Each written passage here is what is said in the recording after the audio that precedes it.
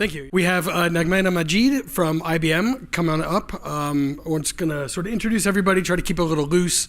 I want to forego sort of the monologuing introductions that everybody can get to. It's the end of the day. I think you've heard a lot of corporate monologues today. Nagmana works on industrial solutions for blockchain with, I guess, a particular emphasis on AI at IBM. AI and also focused on automotive and aerospace and defense. And that's actually what I really want to talk about. I'm very interested in that, but I want to get everybody else up here. Sydney Lai is with Token Foundry, which is part of Consensus out in Brooklyn, which I think there's an interesting parallel between sort of what Big Blue Blockchain is doing and sort of the Consensus ecosystem that's building out in Bushwick. And then Scott slipped in at the last minute. I'm glad because Scott probably knows more about IPOs than anyone here, knows about ICOs. So I'm curious to get the, institutional aspect, perspective, for lack of a better word. But first, the IBM thing. So looking at Nagmana's bio, I came across a term I hadn't seen, and it was M2M. We see peer-to-peer, we see all that, but M2M took me a minute. And knowing that you're in automotive, I started thinking mobile, like mobility, but it's machine to machine. Yeah. And that really hit me. It seems like a very weighty thing if you start thinking about the autonomy of machines, and you talked about the M2M economy. So tell us about what you're doing over there, how blockchain and how AI and how this sort of pertains to everybody in the room. Yeah, so machine-to-machine economy is where all the focus is in the automotive industry and a lot of it in the industrial market also. I'm doing a couple of very interesting projects in that space. Recently, we did some work with UBS and ZF, that is a tier 1 supplier, using blockchain for self-driving cars to turn themselves into wallets, right? So making autonomous payments. So your car, and think about it in the future, 20 years from now, the word car is also going to become obsolete. And we are moving towards that mobility paradigm. So your car is going to be running different transactions on your behalf. And what our solution allows you to do is it lets the car become a virtual wallet where it can charge itself for electric. It can pay for the parking. It can also pay for food and run other tasks for you. And blockchain really provides that traceability and transparency that lets you do that. So it's a machine to machine. So the car is going to be connecting directly to the charging station. It's going to be connecting directly to the infrastructure, but also an ecosystem, right? So right now, your car will then become a platform where you can enable not just parking services, but restaurant, food, other location-based services. So it starts, at that level where we are trying to provide traceability and visibility, and then it moves higher and higher to the stack where you can create new business models and make your car into a platform like a marketplace idea. Now, are you building this as like a ground up? It's related to IoT, obviously, but are you building on sort of the past? There's a lot of flaws in the current IoT ecosystem. Are you building from the ground up?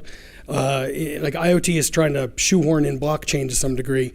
Are you starting with IoT and building up that way, or is this a brand new kind of vision? So we are working with existing IoT partners, right? The example that I gave, we are working with ZF, that is a tier 1 supplier. So their ECU, they actually have ECU modules in the car, right? So that's what we directly work with existing supplier network, and then we use IBM's IoT. How far out? Are you trialing? Is it? This has been in pilot phase.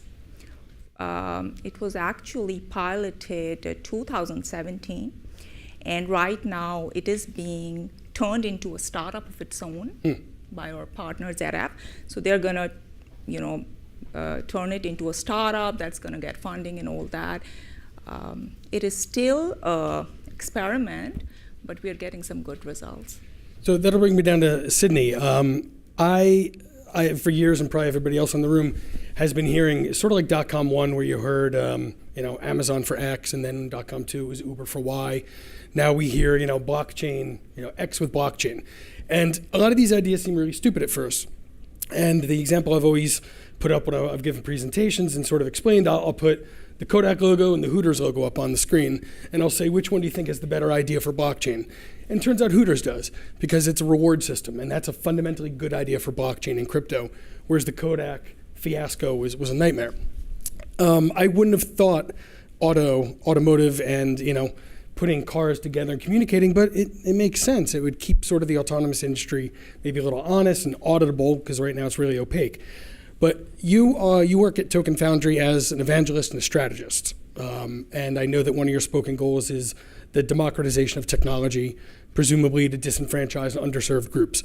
What are some of the ridiculous ideas that you've heard that actually maybe aren't as ridiculous as you might think? Oh, that's a really good question. So one of the projects that we're working with is called Quipo. In Quipo, you decentralize the rainforest. Now, I went to UC Berkeley. We're known for hippies and all those, all that side, right? You know where I'm going with this. And I think, okay, conservation, that's great, but that's kind of fluffy.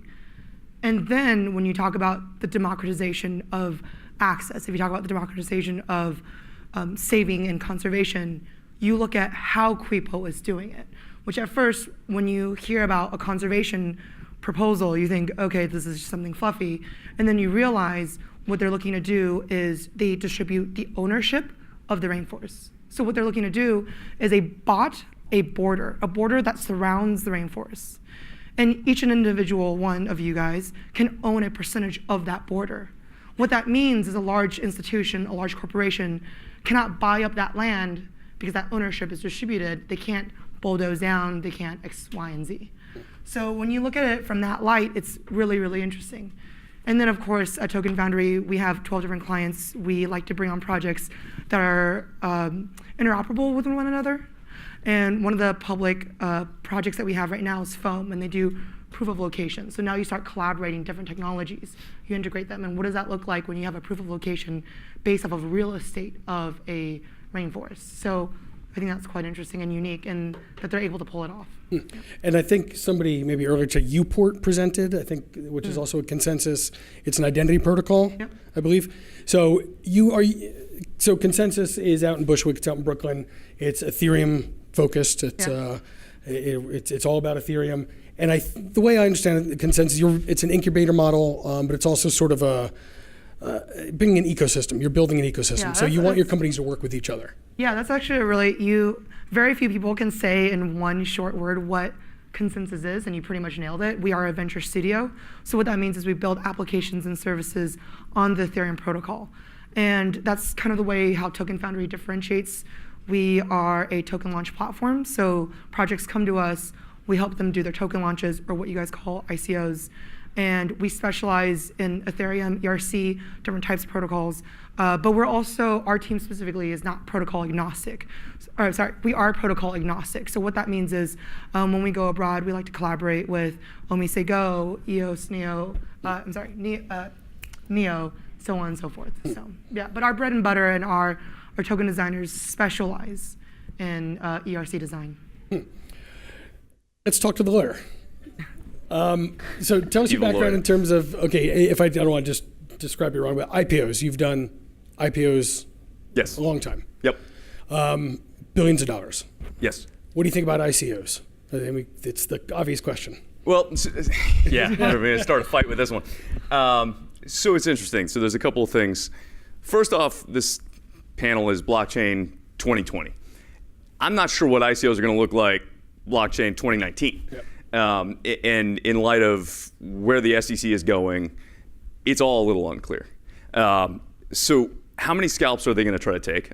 I think they're going to try to take some scalps from all the subpoenas they've sent out. They're going to try to go after some particularly bad actors. We're going to see that. We've got recent statements that Bitcoin, Ether, not securities. But when you really dig into the analysis of why they kind of got there, it's not clear how much else is not a security. Right. It may just be those two. We just don't know.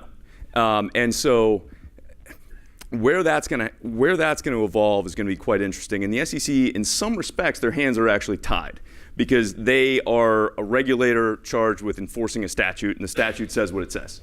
and they have some degree of regulatory interpretive authority to sort of provide a little bit of flexibility for a market that they think is an interesting capital raise, perhaps. And the current SEC regime, as a general matter, is in favor of capital raising and advancing business and so on.